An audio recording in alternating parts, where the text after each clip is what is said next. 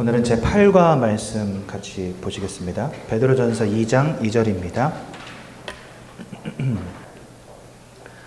한 목소리로 함께 보도록 하겠습니다. 시작.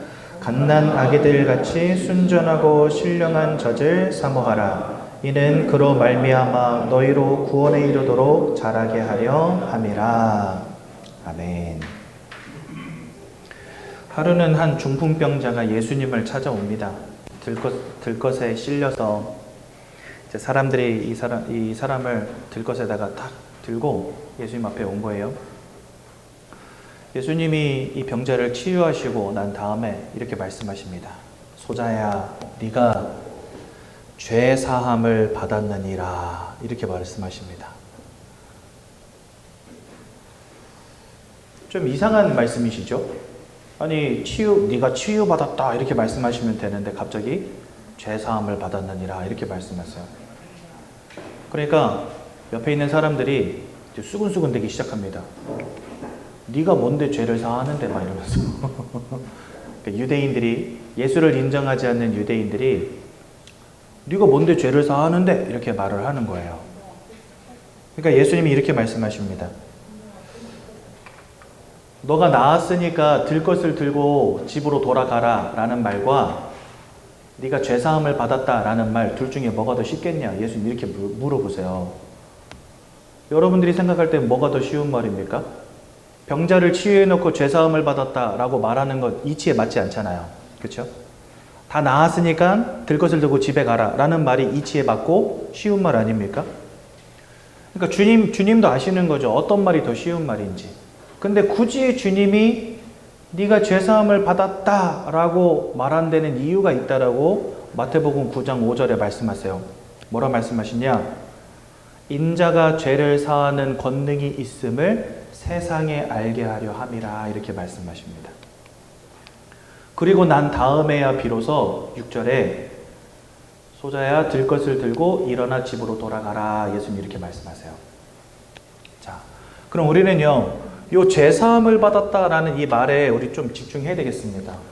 이 죄사함을 받았다는 말은 뭐냐니까요. 첫 번째, 구원 받았다는 말입니다.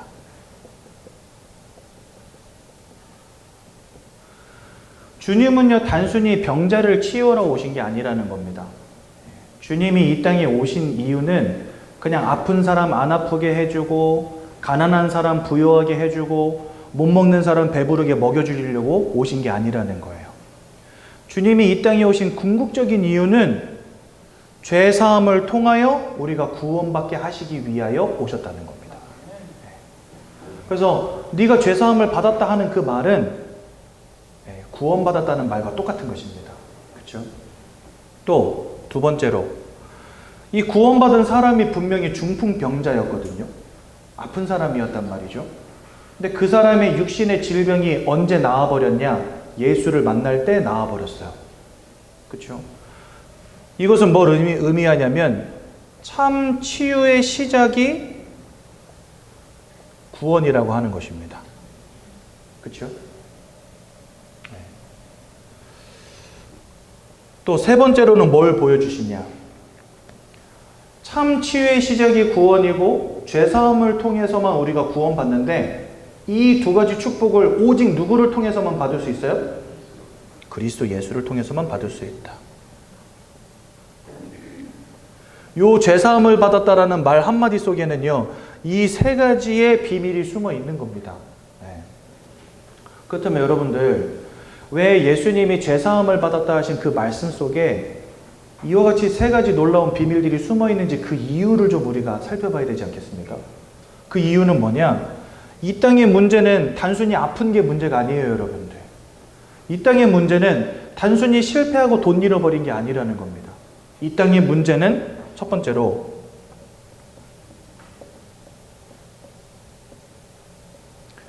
모든 사람들이 하나님을 알지 못하는 무지 가운데 빠졌다는 것.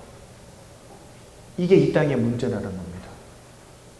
우리가 단순히 하나님을 알지 못하는 무지, 하나님을 알지 못하는 하나님을 떠나버린 영적인 문제 가운데 빠진 것으로 끝나지 않고 하나님을 잃어버린 그 순간부터 눈에 보이지 않는 사탄, 눈에 보이지 않는 귀신의 역사에 사로잡힌 인생이 되었다는 게 문제인 것입니다. 하나님을 잃어버리고 사단에게 붙잡히게 될 수밖에 없었던 근본적인 이유와 원인이 뭡니까? 네, 그게 바로 원죄라고 성경은 설명하십니다. 그러니까 여러분들 그냥 내가 사업하다가 돈을 좀 잃어버렸다. 그러면요 다시 일어서면 됩니다. 이 땅에 여러분들 사업 실패했다가 다시 일어난 사람들 많이 있잖아요. 저 정주영 씨는요, 고 정주영 회장은요, 초등학교밖에 못 나왔대요. 근데 현대가를 읽었잖아요. 그런 사람들의 자서전을 한번 읽어보세요, 여러분들. 세상에는요, 진짜 돈이 흘러가는 길을 기가 막히게 하는 사람들이 있대요. 그런 사람들이 돈을 법니다. 여러분들, 워렌 버핏이라는 아주 유명한 투자가가 있거든요. 이 사람하고 밥을 한번 먹으려면 경매를 해요. 점심 식사권을 두고 경매를 해. 그래가지고 낙찰을 받아야지만 이 워렌 버핏이라는 사람하고 밥을 먹을 수가 있어요. 왜 사람들이 돈을 투자를 해서 식사권을 사고 워렌 버핏하고 밥 먹는지 아십니까? 어떻게 투자해야 돈을 잘 버는지 한마디라도 듣고 싶어서. 그러니까 사람들이 막 그 점심 한 끼 식사가 막 5억, 10억 한대요. 경매가가.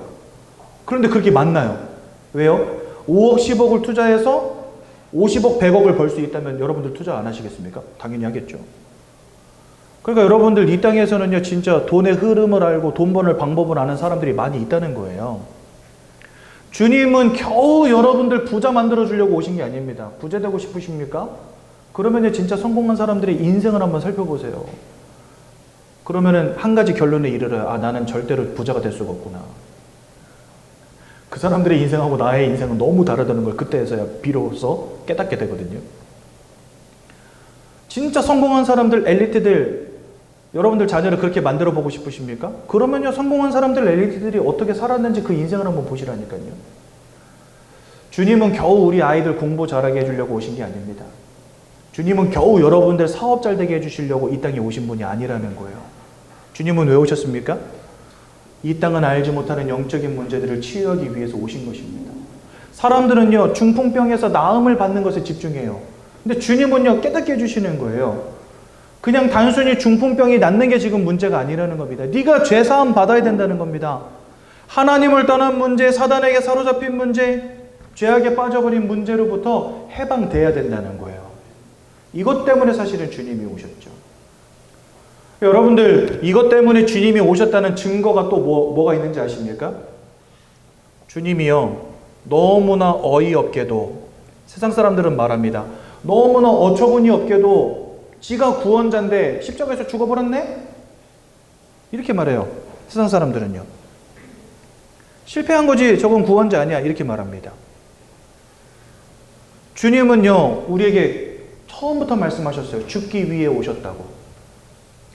주님이 만약에 우리를 부자 만들어주고 싶었다. 그러면요, 돈을 주시면 돼요. 그렇죠? 만약에 여러분들을 진짜 성공자로 만들고 싶다. 그러면요, 세상에 없는 학교를 세워주시면 됩니다. 근데 주님은요, 그런 거 전혀 하지 않으셨어요. 왜 그랬을까요? 주님이 오신 궁극적인 이유는 우리를 위하여 십자가에 죽어주시기 위한 것이었기 때문에, 이 십자가 사건이 아니고서는 하나님을 떠난 방황과 사단에게 사로잡힌 인생의 문제와 죄악 가운데 빠져버린 근본적 문제 해결할 방법이 없기 때문에.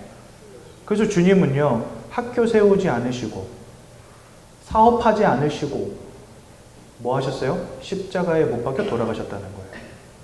그래서 여러분들, 왜 주님은 우리에게, 그 중풍병자에게 네가 죄사함을 받았다라고 말씀하셨는지 그 이유를 잘 아셔야 됩니다. 단순히 병이 낫는 게 중요한 게 아닙니다. 예수 그리스도를 통해서 구원받는 것이 중요한 것입니다. 여러분들, 인생의 문제는요, 또 다른 모양으로 올 수 있어요. 그렇지 않습니까? 병이 낫다 하더라도 다른 문제가 또 올 수도 있다니까요. 가장 중요한 것은 내 영혼이 그리스도를 통하여 구원의 축복 가운데로 들어가 있느냐 하는 것입니다. 여러분들이 만약에 공부를 좀 못한다 칩시다. 공부를 좀 못했어요. 그러면 좋은 대학에 가기가 힘들겠죠. 좋은 대학을 못 나왔다. 그러면 평균적으로 좋은 직장 들어가기가 쉽지 않겠죠. 좋은 직장을 못 들어갔다. 그러면 평균적으로 낮은 연봉을 받을 수밖에 없겠죠. 그러면 결과적으로 보자면 돈을 많이 버는 사람들보다는 평균적으로 삶의 질이 낮아질 겁니다. 좋은 차를 끌고 다닐 수도 없을 것이고 좋은 집에 살 수도 없겠죠. 내가 공부를 좀 못한다? 그러면은요, 삶의 질이 조금 떨어지는 문제 가운데 빠질 거예요. 아마도. 근데 여러분, 그리스도를 모른다. 어떻게 되겠습니까? 삶의 질이 나빠지는 것으로 끝나진 않을 겁니다. 여러분들의 영혼과 마음과 생각과 삶과 육신을 사로잡은 이 흑암의 역사 가운데 내가 원치 않는 불행과 문제 겪다가 결국은 인생이 무너지게 되는 것입니다. 이 시대에 성공자도 많고 박사도 많고 공부 잘하는 사람, 똑똑한 사람, 훌륭한 사람 얼마나 많습니까? 그런데요, 인생의 문제 해결 못 해줍니다. 그렇죠? 왜 그렇겠습니까? 여러분들 인생의 문제는 다른 게 아니라 이 영적인 부분에서부터 시작되었기 때문에 그렇습니다. 그래서 중풍병이 낫는 게 중요한 게 아니라 네 죄사함을 받았느니라 하는 이 말씀이 중요한 거죠.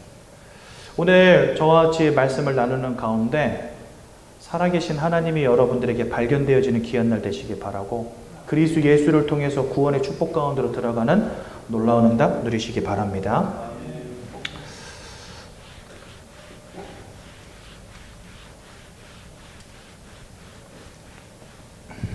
제가 아주 재밌는 얘기 해드릴까요? 저는요, 어렸을 때부터 과학 분야에 관심이 많았어요. 근데 왜 과학자가 안 되고 목사가 됐냐? 관심은 많았는데 공부는 못했어요. 어렸을 때부터 어떤 책들을 많이 읽었냐면 생명과학, 우주과학 이런 책들을 많이 읽었거든요. 근데 거기에 보니까 되게 재밌는 이야기가 나와요. 뭐가 나오냐? 생명이 바닷속에 있는 단백질 아미노산이 번개 맞아서 시작이 됐대요. 단세포. 신기하죠? 그 단세포들이 분열 지나 해가지고 사람까지 왔다는 게 신기하지 않습니까? 어쨌든지 과학의 말을 빌려보자면 이 초창기 바다에서 생명이 시작돼가지고 어류가 생겨난 겁니다. 어류 뭔지 아시죠, 여러분들? 생선, 물고기. 이 어류가 물속에만 사니까 답답한 거예요. 그래가지고 야, 물 밖은 어떤지 궁금하다. 이래가지고 물 밖에도 나갔다가 다시 물속으로 들어왔다가 물 밖으로 나갔다가 물속으로 들어왔다가 하는 놈으로 바뀌었대요. 그걸 두고 뭐라 하냐? 양서류라고 합니다. 여러분, 양서류의 대표적인 동물이 뭔지 아세요? 깨구리. 밖에서도 잘 뛰어다니고 물속에서도 잘 돌아다니고 그러잖아요. 잠깐만, 어류 다음에 양서류가 아니고 죄송합니다. 파충류. 네. 악어 같은 파충류 이런 것들이 양서류가 먼저인가? 아무튼 양서류가 먼저지 파충류가 먼저인지 아무튼 나옵니다. 네. 물 밖으로 나오기 시작한 거예요. 여러분, 파충류는 뭐냐? 악어, 뱀 이런 동물들이 있죠. 그런 걸 파충류라고 해요. 그러니까 처음에 단세포로 시작해서 이게 어류가 되고 어류가 양서류가 되고 양서류가 파충류로 진화하고 그 다음에 이 파충류가 두 가지로 진화하기 시작합니다. 어떻게 진화하냐? 잠깐만. 양서류랑 파충류가 바뀌었으면 죄송합니다. 정말.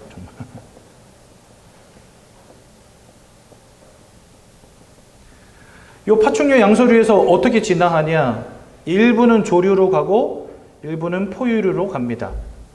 조류는 새를 말하고요. 포유류는 새끼를 낳고 젖을 먹이는 동물들을 포유류라고 하거든요. 그래서 사람은 새끼를 낳고 젖을 먹이니까 포유류입니다. 그렇죠? 그래서 사실은 포유류를 진화의 마지막 단계라고 봐요. 그래서 제가 어렸을 때 읽은 책을 보니까 이렇게 진화 해가지고 포유류까지 진화를 했다. 이렇게 끝을 맺었어요. 근데 어느 날 과학자들이 난관에 봉착하게 됩니다. 어떤 난관에 봉착을 했냐? 이게 물 밖으로 나와서 지상 생물로 바뀌면서 이제 포유류가 생겨나기 시작한 건데 어느 날 보니까 물속에 사는 포유류가 있는 거예요. 물속에 사는 포유류가 뭐가 있는지 아세요? 고래. 고래는 새끼를 낳고 물 안에서 젖을 먹이거든요. 놀랍습니다. 새끼 낳는 것도 놀라운데 보통은 이제 물고기들은 알을 까잖아요. 그렇죠? 근데 이 고래는 새끼를 낳아요. 그리고 물 안에서 젖을 먹여요. 그러니까 고래도 결국은 뭐예요? 포유류죠. 근데 포유류는 물속에 살던 동물들이 진화해서 지상으로 나온 게 포유류잖아요. 그 고래는 어떤 동물이냐? 밖에 나와서 살던 지상 동물이 다시 물로 돌아간 동물이 고래래요. 네. 그래가지고 이 네 발로 걸어 다니던 동물인데 다시 물로 들어가면서 이 발이 지느러미로 바뀌고 그 다음에 뒷다리는 쓸 일이 없으니까 사라지고 그 다음에 꼬리는 수염치기 좋은, 원래 이렇게 그냥 긴 꼬리였는데 수염치기 좋은 이게 고래 꼬리 알죠? 그냥 동물 꼬리가 원래 어떻게 생겼습니까, 여러분? 보통 이런 식으로 생겼잖아요. 이런 꼬리가 이제 수영하기 좋은 꼬리로, 이런 꼬리로 바뀌어지고, 그죠? 그 다음에 코가, 앞에 있던 코가 숨쉬기 좋게 뒤통수로 옮겨가고 이렇게 진화했다라고 가르쳐요. 참 골 때리죠. 여러분도 고래를 보면은요, 그냥 처음부터 얘는 물속에서 새끼 낳고 젖 먹이고 살도록 처음부터 창조된 동물이라는 생각은 안 드나 봐요. 이 모든 것들이 자연의 섭리에 의해서 우연스럽게 그렇게 나와졌대요. 여러분들, 하나님이 살아계시다는 사실을 알지 못하면 결국은요, 이렇게 믿음이 필요한 사상에 빠지게 됩니다. 사람들은 이 진화론이라고 하는 학문을 하나님보다 더 확실하게 믿는다니까요. 저는 하나님이 이 땅을 창조하셨다라는 말이 이 진화론보다 더 쉽게 믿어지는 것 같아요. 네. 여러분들 참 신기하지 않습니까? 붕어들은 붕어만 낳는다는 게. 처음부터 뭔가 단세포가 진화 했을 때, 그쵸? 얘네들이 뭐 처음부터 이 단세포가 앞으로 붕어가 될 건지 아니면 뭐 다른 동물이 될 건지 정해져 있는 게 아니었잖아요. 그냥 어쩌다 보니까 생겨나게 됐는데 얘네들은 계속해서 붕어만 낳고 붕어는 계속해서 붕어만 낳고. 여러분들 붕어랑 다른 종류는 교배가 안 되는 거 아시죠? 네. 그게 뭐냐? 이 붕어는 그냥 붕어만 계속해서 낳고 살도록 이렇게 돼 있어요. 처음부터 종이 나눠져 있다는 거죠. 더 신기한 것은 새끼를 낳을 때 엄마로부터 50% 유전자를 받고 아빠로부터 50% 유전자를 받거든요. 엄마는 알을 준비하고 그 다음에 아빠는 정자를 준비합니다. 얘네들이 서로 만나가지고 새끼가 태어나는 거예요. 모든 동물들이 다 이렇습니다. 그렇죠? 이러한 원리들이 그냥 자연적으로 만들어졌다라고 말을 합니다. 더 중요한 거는 여러분도 한번 생각해 보세요. 내가 수영을 한 50년 동안 죽어라 했어요. 그랬더니 손에 갈퀴 같은 게 생겼어.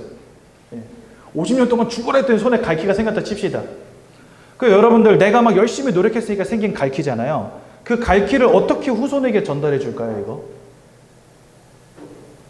갈퀴 가진 사람이 결혼해서 애를 낳으면 새끼란다. 그 자녀가 갈퀴 가진 손으로 태어날까요? 절대 그렇지 않습니다. 여러분들 팔이 한쪽이 없는 분이 결혼해서 애를 낳으면 한쪽 없는 아이가 나옵니까? 그렇지 않아요. 왜 그런지 아세요? 유전자라는 것 때문에 그래요. 여러분들 내 몸에 갈퀴가 생겼다. 그거를요, 우리 후손에게 전해주려면 갈퀴의 유전자가 전달돼야 돼요. 근데 유전자는 그런 게 아니거든요. 그러니까 여러분, 진화라고 하는 것을 우리가 믿으려면 진짜 큰 믿음이 필요합니다. 근데 세상 사람들은요, 이런 거 별로 고민도 안 해요. 그냥 과학자들이 그렇다니까 그런가 보다 하고 믿습니다. 그렇죠? 그래서 여러분들, 저희는 지금까지 너무나 당연하게도 이러한 것들을 사실로 믿고 받아들이면서 살아왔잖아요. 그래서 여러분들이 오늘 저와 같이 말씀을 들으실 때는요, 세상에서 배운 거, 우리가 지금까지 알고 있었던 사상들, 그런 것들을 일단 내려놓으시고 내가 누군가를 이해하고 우리가 왜 하나님을 믿어야 되는지를 좀 객관적으로 바라볼 수 있는 그런 귀한 시간 되시면 참 좋겠다, 이런 생각이 듭니다. 성경에 보니까 이런 말씀이 나옵니다. 하나님께서 천지를 창조하셨다 이렇게 되어 있습니다. 그리고 사람도 창조하셨다 이렇게 말씀하시는데요. 창세기 1장 27절에 보니까 하나님의 형상을 따라 사람을 창조하셨고, 그래서 사람을 영을 가진 영적 존재라고 설명하십니다. 영적 존재이기 때문에 사람만 특별히 영적 행위를 하는 유일한 존재로 지음받았습니다. 그래서 이 땅에 그 어떤 피조물들도 영적인 행위를 하는 피조물들은 없어요. 오직 인간이 유일합니다. 뭔가 깎아놓고 빌기도 하고, 사람을 불러다가 푸닥거리도 하고, 집에다가 신주단지 모셔놓고 빌기도 하고, 달을 보고 빌기도 하고, 그죠? 이 땅에 어떤 동물도 이런 행위를 하지 않습니다. 심지어 저 아마존에 사는 중요 부위만 가리고 사는 원주민들 있잖아요. 이런 원주민들 사이에도 구술하는 무당이 있어요. 사람들의 병을 치유해주는 주술사가 있다니까요. 그러니까 이 종교라고 하는 것이 문명의 산물이 아니라는 겁니다. 예. 왜 여러분들 종교 가보면 뭐 천주교, 교회 이런 데 가보면요. 아주 이쁘게 멋지게 만들어 놓고 사람들 모아놓고 고상한 말 하면서 막 예배 드리고 미사 드리고 하잖아요. 그렇죠? 그러니까 사람들이 뭐라고 착각하냐니까 종교는 사람들이 문명화되면서 뭔가 행복을 쫓다 보니까 마음의 평안함을 얻으려고 만든 게 종교래요. 아니라니까요. 저 아마존 밀림에 사는 사람들조차도 주술사가 있고 무당이 있어요. 뭘 의미합니까? 사람은 영적 존재이기 때문에 그저 영적 행위를 하는 존재인 겁니다. 본질적으로. 그러니까 저와 여러분들은 마음만 가진 존재, 육신만 가진 존재가 아니라 영적인 행위를 하는 영적 존재들이라는 거예요. 그렇다면 하나님이 처음부터 여러분들을 이와 같이 영적 행위를 하는 특별한 존재로 만드신 이유가 무엇입니까? 다른 거 아닙니다. 하나님과 함께하는 축복을 누리라고 그렇게 만드신 거예요. 하나님은 눈에 보이지 않는 영이시기 때문에 영이신 하나님을 알고 그 하나님과 함께하는 축복을 누리려면 우리도 영적 존재여야만 하는 겁니다. 그렇죠? 그래서 원래 하나님이 만드신 아담과 하와는요, 하나님과 아예 함께하는 축복을 누렸어요. 하나님을 보고 듣고 하나님을 느낄 수 있는 존재였다는 거예요. 이렇게 하나님과 함께하는 축복을 누리고 그 속에서 행복하라고 하나님이 사람을 영적 존재로 만들어 두신 겁니다. 마치 물고기는 물속에 있으면 되는 것처럼, 나무는 땅속에 뿌리 내리고 있으면 되는 것처럼, 저 새들은 하늘을 날면 되는 것처럼 사람은 하나님과 함께하는 축복을 누리고 살아가도록 하나님 처음부터 만드신 겁니다. 여러분, 물고기는요, 물만 떠나지 않으면 돼요. 생육하고 번성합니다. 나무도 땅에서 뿌리만 뽑히지 않으면 됩니다. 그러면은요, 열매를 맺고 꽃을 피웁니다. 그렇죠? 새는 어떻습니까? 저 하늘을 날아다니잖아요. 하늘만 날아다니는데도 불구하고 알도 까고 새끼도 키웁니다. 그렇죠? 그것처럼 사람은 하나님과 함께하는 축복만 누리면 된다는 거예요. 그래서 하나님의 형상대로 창조해 놓으시고 28절에 뭐라고 말씀하시냐? 생육하고 번성하여 땅에 충만하여지고 모든 것을 정복하고 다스려라 라고 하나님 이렇게 말씀하십니다. 즉 하나님의 형상대로 창조되어서 이 땅의 모든 축복을 누리며 살아갈 존재로 하나님 처음부터 만드셨다는 거예요. 거기에서 가장 중요한 원리가 뭡니까? 하나님과 함께하는 축복을 누리는 것입니다. 마치 물고기가 물을 잃어버려서는 살 수 없는 것처럼, 나무가 땅을 잃어버리고서는 살 수 없는 것처럼, 새가 하늘을 잃어버리고 살 수 없는 것처럼 사람은 하나님과 함께하는 축복을 누려야 하고 이거 잃어버리면 안 되는 존재로 만드셨다는 거예요. 그런데 아주 중대한 인생의 문제가 벌어집니다. 그것을 두고 우리 근본 문제라고 하는데요. 이게 창세기 3장 1절에서 6절에 보니까 사단이라고 하는 하나님을 대적한 영적 존재가 아담과 하와를 속여서 하나님이 따먹지 말란 선악과를 따먹게 만들고 그 결과로 하나님을 떠나는 문제 가운데 빠지게 만들었다라고 성경은 우리에게 설명해 주십니다. 즉 물고기가 물을 잃어버린 문제가 여러분들에게 벌어졌다는 거예요. 나무가 땅을 잃어버리는 문제가 지금 여러분들에게 와 있다는 거예요. 새가 하늘을 잃어버린 문제가 여러분들에게 와 있다는 겁니다. 여러분, 물 밖에 나온 물고기 물속으로 집어 넣어주는 게 당연한 거잖아요. 그렇죠? 그것처럼 하나님을 잃어버린 우리가 하나님을 만나는 것은 굉장히 근본적 문제라는 거예요. 여러분들 인생에 와 있는 수많은 문제들, 예를 들어서 뭐 인간관계 문제, 마음의 문제, 생각의 문제, 삶의 문제, 육신의 문제, 질병의 문제, 경제 문제, 여러 가지 문제들이 있지 않습니까? 그런 문제들은 어찌 보면 부차적인 문제라는 거예요. 가장 근본되는 문제는 뭐냐? 사단에게 속아서 죄를 짓고 하나님을 떠나는 문제 가운데 다 빠져버렸다는 겁니다. 여러분들이 하나님을 잃어버린 그 순간부터 성경은 요한복음 8장 44절에 보니까 너희는 너희 아비 마귀에게서 났으니 이렇게 표현해 놓으셨습니다. 즉 우리가 사단 마귀에게 소속된 자가 되었다라고 성경 우리에게 말씀하세요. 요한일서 3장 8절에 보니까 죄를 짓는 자마다 마귀에게 속하였다 이렇게 말씀하십니다. 하나님과 함께 대해야 행복하는 인생, 축복을 누릴 수 있는 인생인 우리가 하나님을 잃어버린 채 사탄 마귀에게 사로잡힌 자가 되었다라고 말씀하세요. 이것을 세상 말로는 뭐라 하냐? 운명과 사주팔자라고 합니다, 여러분들. 여러분들 사주팔자가 뭔지 아십니까? 여러분들의 생년월일시 이거를 사주라고 해요. 그 사주에다가 두 글자씩 붙이면 그게 팔자가 되는 겁니다. 즉 사주팔자라는 말 자체가 여러분들의 생년월일시를 말하는 거거든요. 그러니까 여러분들이 태어날 때부터 여러분들의 운명이 정해져 있다는 거예요. 미신 같은 이야기인데 사람들이 이 이야기를 왜 이렇게 열심히 따르는지 아십니까? 뭔가 인생에 진짜 변고와 우환과 질고가 있기 때문에 그런 거죠.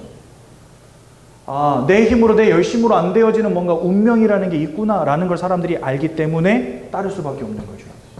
근데 성경은 정확히 말씀하십니다. 이 운명과 사주팔자라는 것으로 여러분들의 인생을 사로잡은 마귀가 있다라고 말씀하셔요. 근데 이 사단 마귀를 두고 성경은요, 거짓말장이요 살인마라고 말씀하십니다. 요한복음 10장 10절에는요 도적이라고 표현해 놓으셨어요. 이 도적은 모든 것을 빼앗고 죽이고 멸망시키려는 자라는 의미를 가지고 있다고 말씀하십니다. 계시록 12장 9절은요 여러분들을 꿰는 자라고 되어 있습니다. 문제 가운데 빠지게 만들고 우상 가운데 빠지게 만들고 하나님 없는 실패 가운데 빠지게 만들고 인생의 방황 가운데 빠지게 만드는 영적 존재가 바로 사단이다, 이렇게 설명해 놓으셨어요. 그러니까 여러분들의 인생이 운명과 사주팔자로 지금 이 도적 같은 놈에게 사로잡혀 있는 겁니다. 그리고 여러분들의 마음으로부터 평안함을 계속해서 빼앗아가요.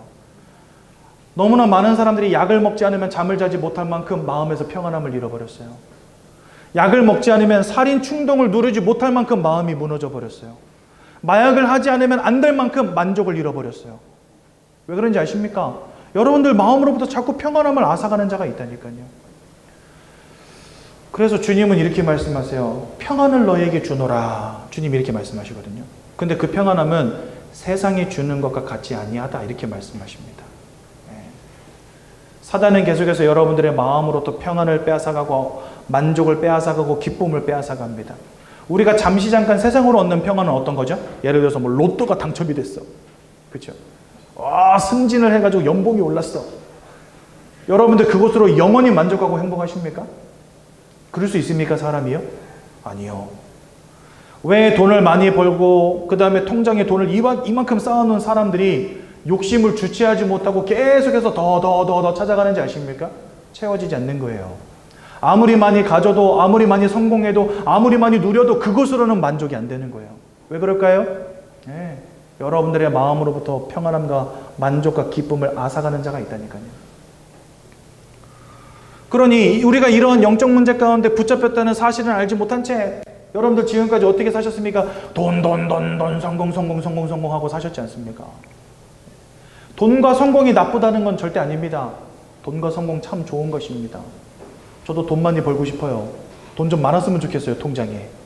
월세 걱정 좀 안 해봤으면 좋겠어요. 저도요, 성공하면 좋겠어요. 주말이면 자녀들하고 같이 산으로 들러 바다로 마음껏 놀러 다니고 싶어요. 근데 여러분, 그런들 행복하겠습니까? 요즘 시대에 사람들이 밥 못 먹어서 행복 불행한가요? 요즘에는요, 여러분들 주 5일 근무하고 있잖아요. 그리고요, 한 6개월 정도만 일하고 퇴사하면은요, 실업급여도 받습니다. 그 요즘에 사람들이 6개월 일하고 퇴사해요. 그리고서 실업급여 받아먹으면서 놀아요. 그리고 주 5일 근무 인정해주고, 보너스 제대로 나오고, 연봉 괜찮은 회사 찾아갑니다. 왜요? 인생 즐겨야 되니까. 그 사람들이요, 진짜 요즘 인생 참 누리기 쉽고 즐거운 그런 인생 살고 있잖아요, 다들요. 행복하십니까? 세상에 행복합니까? 아무리 복지가 잘 되고 아무리 돈을 많이 벌고 아무리 산으로 들러 놀러갈 수 있는 시대가 된다 한들 여러분 진짜 행복할 수 있겠습니까? 분명히 보릿고개 시절보다는 지금 많이 행복해졌거든요. 그렇죠? 근데 사람들이 정말 행복을 누리고 있느냐 하면 그건 아닌 것 같아요. 왜 그렇습니까? 이 문제 가운데 있다니까요. 여러분들의 삶과 환경은 나아졌을지 모르겠지만 여러분들의 영적인 상태는 전혀 달라지지 않았어요. 태어난 그때부터 여러분들의 영혼을 사로잡은 사단의 권세는 여전히 유효하다는 사실. 내가 아무리 돈을 많이 벌고 아무리 성공해도 여러분들의 인생으로부터 모든 것을 빼앗아가고 죽이고 멸망시키려는 이 영적 존재 도적은 여전히 그곳에 있다는 사실. 그래서 여러분, 세상은 아무리 발전해도 인생의 개인의 문제는 해결이 안 되는 겁니다. 여러분들의 인생을 무너뜨리는 영적 존재가 있다니까요. 내가 영적 행위를 하는 영적 존재가 아니라면 상관없어요. 그렇죠? 여러분 한번 생각해 보세요. 유기견 얼마나 불쌍합니까? 먹을 것도 없고 막 삐쩍 마르고 막 사람들한테 괴롭힌 당하는 개가 한 마리 있다 칩시다. 근데 이 개를요, 어떤 주인이 데려다가, 어떤 사람이 데려다가 이뻐해주고 먹여주고 사랑해주고 하면요, 개가 막 회복이 되잖아요. 그렇죠? 개나 돼지, 고양이, 소 이런 동물들은요, 환경이 바뀌면은 충분히 행복을 누립니다. 근데 사람은 그렇지 않다는 거예요. 왜냐? 사람은 마음도 있고 육신도 있지만 영혼을 가진 영적 존재이기 때문에 동물과는 다르다니까요. 그래서 여러분들, 우리가 얼마나 좋은 환경 속에 살아가느냐는 참 중요한 문제이긴 하지만 그것으로는 우리 인생의 문제 해결할 수 없다는 겁니다. 여러분들의 영적인 배경 가운데 이 사단이라고 하는 도적 같은 놈이, 마귀가 있는 한은 내가 아무리 성공하고 아무리 많은 것을 얻어도 그것으로는 행복할 수 없다는 거예요. 그렇죠? 그래서 여러분들이 영적 존재라는 사실을 꼭 알아야 됩니다. 단순히 돈 많이 벌고 성공하는 것으로는 인생의 행복을 찾을 수 없는 존재라는 사실을 빨리 자각하셔야 돼요. 지금이요. 그러니까 어떻게 됩니까? 사람들의 마음과 생각이 무너지기 시작합니다. 왜 참된 치유는 구원으로부터 시작되는지 아십니까? 여러분들의 마음과 생각을 자꾸만 무너뜨리는 영적 존재가 우리 영적 배경 속에 있다니까요. 예수 그리스도가 십자가 위에서 그 흑암의 권세를 깨트려 버리셨어요. 그래서 우리가 주님과 함께하는 삶으로 바뀌어질 때 우리의 마음으로부터 평안과 만족과 기쁨을 앗아가던 흑암의 권세도 끝나는 겁니다. 그래서요, 구원 받을 때 거기에서부터 여러분들의 마음과 생각의 치유가 시작이 되는 거예요. 저는요, 우리 아버지가 용서가 안 됐었거든요. 왜냐? 어렸을 때부터 저를 많이 때리시기도 했지만 와장창 해서 나가보면 아버지가 막 후라이팬 들고 엄마 때려 죽인다고 막 쫓아가고 이러고 있는 거예요. 근데 그런 일이 벌어졌을 때 10중 8구 잘못은 누가 했을까요? 네, 그렇습니다. 여러분들 마음에 생각하는 대로 아버지가 결국은 나쁜 사람이었거든요. 옛날에는 여러분 화물주차장이라고 이렇게 화물차 운전하시는 분들이 모여있는 주차장이 옛날에는 있었어요. 동네마다. 저희 아버지는 화물 운전하시는 분도 아닌데 늘 거기 가서 계셨거든요. 이유가 뭐냐? 거기가 밤새 술 마시고 도박하고 다방 여자 불러다가 끼고 노는 곳이거든요. 그럼 이제 밤새 거기에서 술 마시고 도박하고 다방 여자 불러다가 놀고 커피 마시고 그러다가 새벽 5시 반, 6시쯤 들어오면은 이제 엄마가 인간아 왜 인제 들어오냐 이렇게 되는 거죠. 그럼 이것이 어디 하늘 같은 서방님이 들어오셨는데 인간아 하면서 이제 후라이팬으로 니 죽을래 이렇게 하면 이제 와장창 하니까 뭐야 하고 눈 비비고 나가면 엄마 아빠 싸우고 있는 거예요. 그래서 제 막내 작은 아버지하고 저하고 나이 차가 얼마 안 나거든요. 그래서 어렸을 때부터 같이 살았어요. 근데 막내 작은 아버지가 집을 한 5번 나가버렸어요. 집 나간 이유가 뭐냐? 나는 형이 싫어 이러고 나가서 맨날. 저희 아버지가 맨날 그러니까 형이 싫다고 집 나갔었어요. 막내 작은 아버지가. 저는 아버지가 너무 싫었어요. 어렸을 때부터. 엄마는 고상한 서울 여자였는데 어쩌다가 시골로 시집 오는 바람에 엄한 놈 만나가지고 고생한다고 늘 그 생각했거든요. 또 저도 엄청 패시고 진짜 어렸을 때 많이 맞고 자랐는데 제일 억울할 때 난 너 때린 적 없다. 아버지 기억이 안 나. 그래서 때린 사람은 기억 못하는데 맞은 놈은 평생을 기억하는 거예요. 그걸. 저는 엄청 억울한 거죠. 그렇게 맞고 자랐는데 아버지는 때린 기억이 없다고 그러고. 근데 그 아버지를 향한 증오와 미움이요. 복음을 듣고 예수님이 내 인생의 주인 되어주셨는데 그 아버지가 용서가 되더라고요. 아버지를 사랑할 수 있게 해주시더라고요. 마음과 생각이 여러분들 치유되어진다. 여러분 우울증에 빠진 많은 사람들이요 긍정적인 생각 안 하는 게 아닙니다. 하루 종일 행복했던 기억들을 떠올립니다. 근데 그걸로 안 돼요. 마음이 내 마음대로 안 돼요. 여러분들의 마음속에 불행의 씨앗을, 상처의 씨앗을 심는 놈이 있다니까요. 근데 바꿔 말하면 하나님이 여러분들 인생의 주인이 되어주시고 여러분들의 마음에 세상에 줄 수 없는 평안함으로 채운다. 어떻게 되겠습니까? 네, 드디어 다른 사람을 용서하고 이해하고 수용할 수 있는 사람으로 바뀌어집니다. 옛날에 돈이 있어야지만 겨우 찾을 수 있었던 작은 행복들, 성공해야지만 왔었던 작은 평안함들이 아니라 오직 성령이 함께 하심으로 그 속에서 세상이 주지 못하는 하나님만 주실 수 있는 평안함으로 넘치게 돼요. 나의 환경과 세상의 조건과 상관이 없이 하나님 주시는 평안함을 누리는 인생으로 바뀌어지더란 말이죠. 여러분들 이 마음과 생각을 빌립보서 4장 7절 보니까 모든 지각이 뛰어난 하나님의 평강이 여러분들의 마음과 생각을 지켜주신다 이래 되어 있어요. 여러분들의 마음과 생각을 지키는 자가 있다면 여러분들의 마음과 생각을 무너뜨리는 자도 있다는 겁니다. 누가 무너뜨리겠습니까? 그게 바로 사단입니다. 그런데 여러분들의 마음을 끝까지 지키시는 이가 있습니다. 그게 누굽니까? 그게 바로 하나님이라는 거예요. 그런데 우리의 영적 배경 속에 이놈이 자리하고 있으니 마음과 생각이 어떻게 되겠습니까? 세상 아무리 발전해도 소용없어요, 여러분들. 100세 시대, 200세 시대가 돼도 행복하지 못해요, 사람은요. 왜요? 이놈이 있다니까요, 이놈이. 너무나 많은 사람들이 우울증으로, 조울증으로 악몽을 꾸기도 하고 환상을 보기도 하고 환청을 듣기도 하고 여러분들. 그 마음과 생각이 완전 무너지는데 세상의 방법으로 해결하지 못할 만큼 마음이 무너진 인생들 세상에 가득 찼습니다. 여러분 우리나라는요 정신병원 병동이 빈자리가 거의 없어요. 꽉 차 있다니까요. 그 말은 뭐죠? 그만큼 많은 사람들이 마음과 생각이 무너진 인생을 살고 있다는 거예요. 그러니 그 삶이 어떻게 되겠습니까? 여러분 삶이 온전할 수 있겠어요? 이런 사단의 역사 속에서 마음이 무너진 인생을 사는데 삶이 만족이 있겠습니까, 여러분들? 부어라 마셔라 할 수밖에 없는 인생, 싸우고 다투고 갈등할 수밖에 없는 인생, 그렇죠? 가정이 깨어지고 부모와 자녀가 여러분들 반목하고 너무나 많은 사람들이 막 마약에 취해 살고 술에 취해 살고 삶이 무너지고 인생이 무너지는 인생들 얼마나 많은지 아십니까? 이게 여러분들 지금 이 시대의 문제잖아요, 사실은요.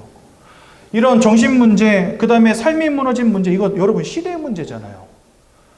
아무리 좋은 정책을 가진 정부가 선다 하더라도, 아무리 뛰어난 정치인이 나온다 하더라도, 아무리 뛰어난 석학이 나온다 하더라도 인생의 문제 해결이 안 되어질 겁니다. 그들의 환경은 조금 바꿔줄 수 있을 거예요.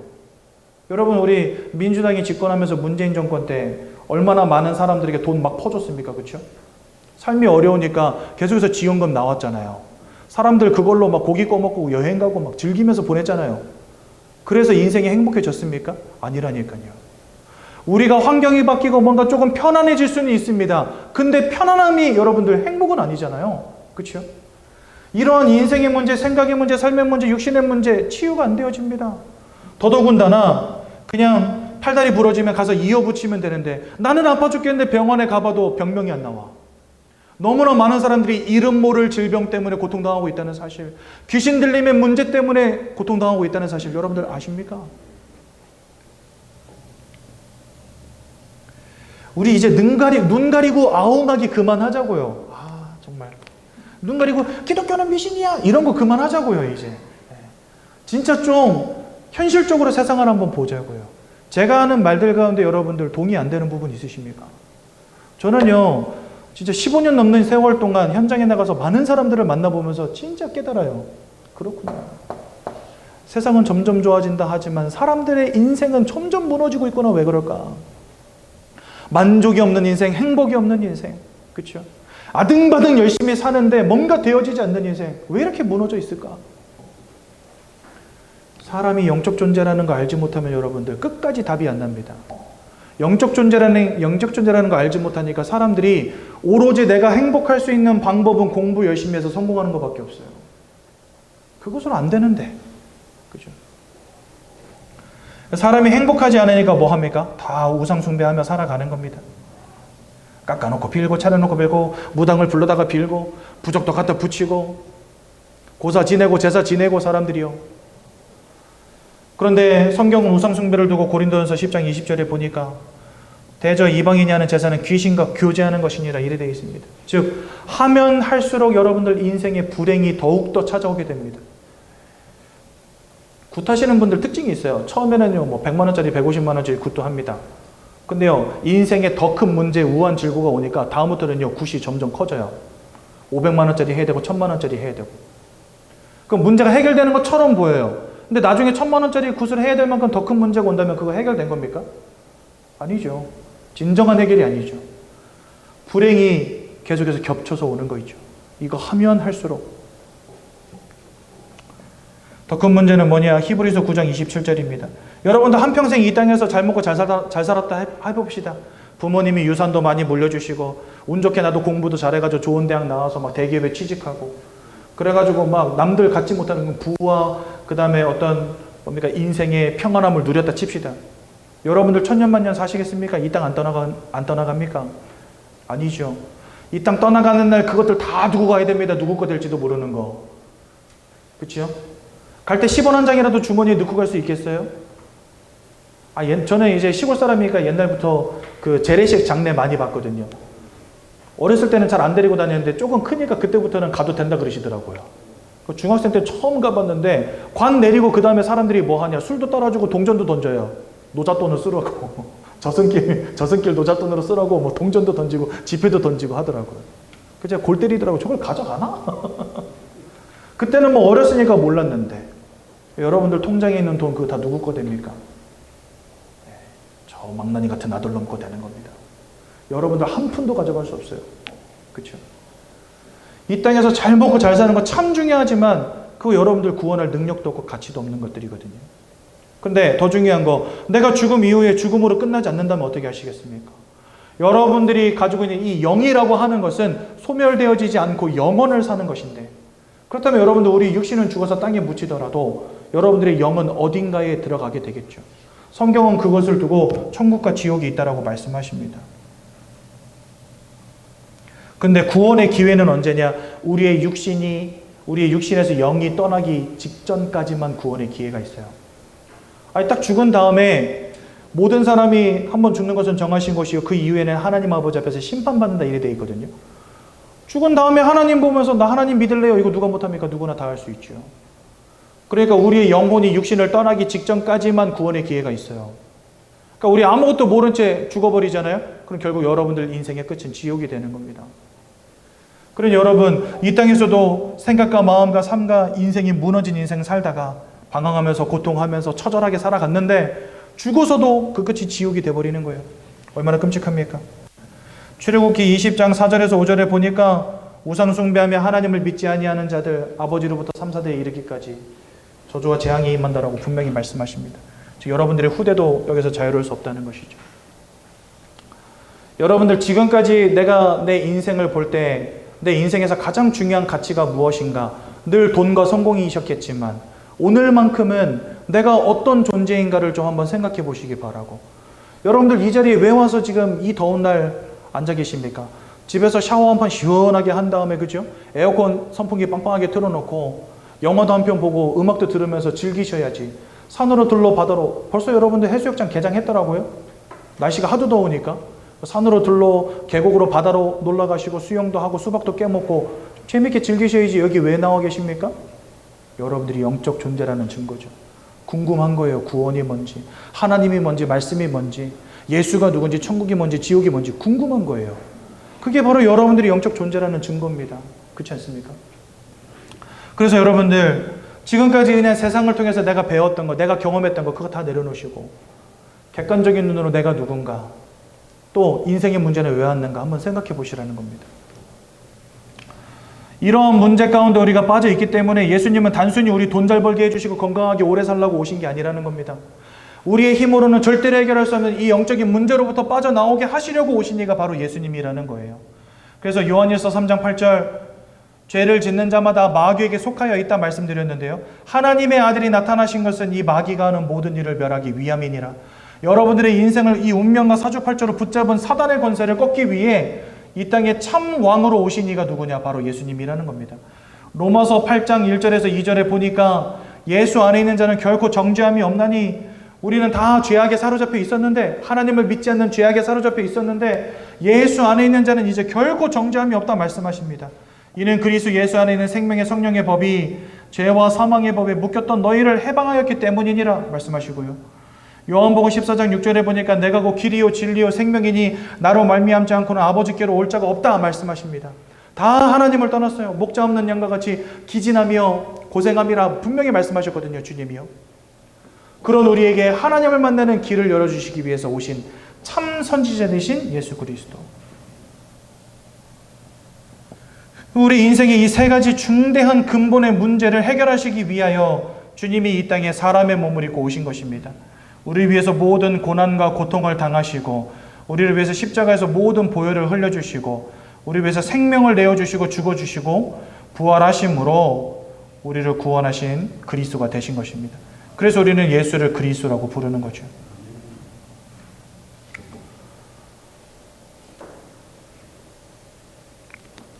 하나님이 교회를 세우시고 성경을 주신 데는요, 단 한 가지 이유밖에 없습니다. 이와 같이 인생의 근본 문제 가운데 빠진 여러분들이 예수 그리스도를 통해서 구원 얻는 것, 이게 하나님이 원하시는 유일한 소원입니다. 그것 때문에 복음을 주시고 그것 때문에 예수 그리스도를 이 땅에 보내신 거예요. 그래서 여러분들, 나는 영적 존재구나.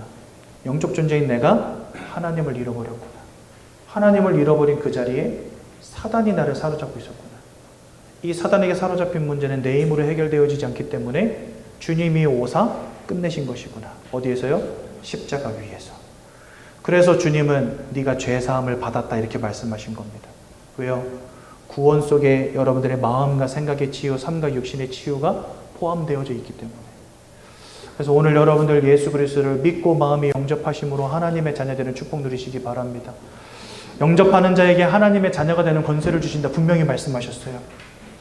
오늘 이 시간 예수님을 마음속에 영접하는 시간을 같이 갖겠습니다. 여러분들 15페이지 펴보시면 영접 기도문 잘 나와 있거든요.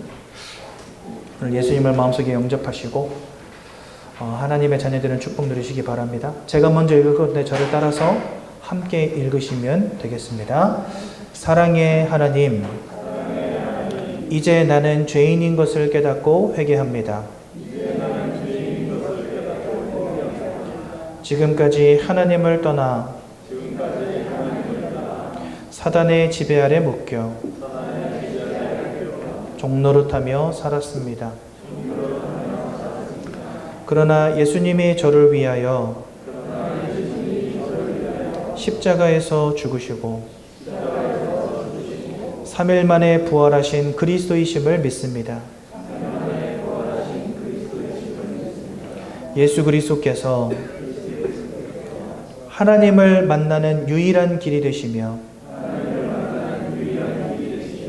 사탄의 권세를 꺾으시고 모든 죄와 저주와 재앙에서 나를 해방하신 그리스도 되심을 믿습니다.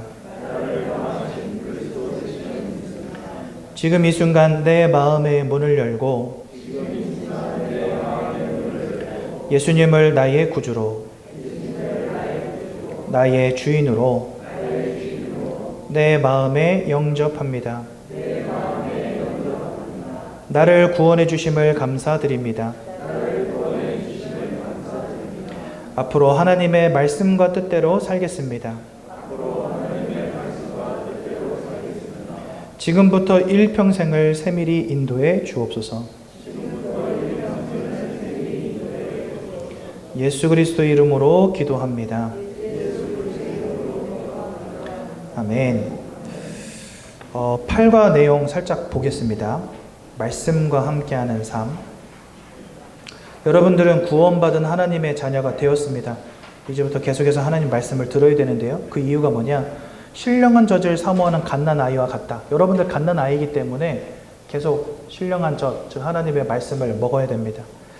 또 마태복음 4장 4절에는 사람이 떡으로만 사는 것이 아니요 하나님의 말씀으로 사는 것이다 하셨고요. 이 말씀은 여러분들 발의 등이요 우리 길의 빛이 된다 말씀하셨습니다. 또한 이 말씀은 구원의 진리가 숨겨져 있다 말씀하셨어요. 그러니 우리는 계속해서 말씀을 들어야 되는 것이고요. 성경은 하나님의 말씀입니다. 하나님의 감동으로 기록되었다 이렇게 되어 있는데 그 이유가 뭐냐니까요.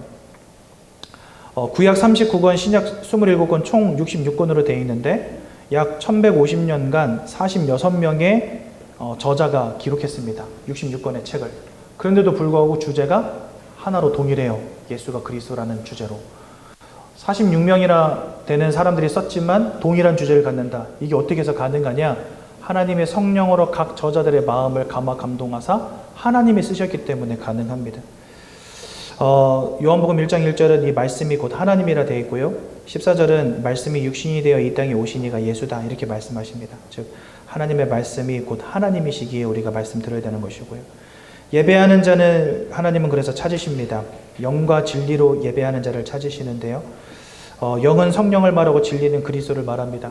즉 예수 그리스도의 언약을 붙잡고 하나님께 예배하는 자들을 하나님 찾으시는 겁니다. 그래서 하나님은 황소를 드림보다 감사의 찬송을 더 기뻐하십니다. 그 말은 우리가 헌금 많이 하는 게 중요하다는 게 아니에요. 하나님께 나와 예배하고 말씀 듣는 게 더 중요하다는 겁니다. 하나님은 그것을 기뻐하신다는 것이고요. 그래서 오직 하나님께만 집중하는 예배의 축복을 누려야 된다라고 신명기 5장 12절에서 15절에 말씀하십니다. 결론적으로 예배의 승리는 인생의 승리다라는 것을 기억하시고 예배 축복을 누리는 귀한 성도님들 되시기 바랍니다. 제가 한번 기도하고 말씀 마칩니다. 하나님 은혜 감사합니다. 새가족부 귀한 성도님들을 축복하여 주시고 하나님의 소원을 따라 일평생 예배를 드리며 그 속에서 그리스도 예수의 복음이 깊이 깨달아지며 이해되어지는 놀라운 축복 누리도록 인도하여 주옵소서. 예수님의 이름으로 기도드렸습니다. 아멘.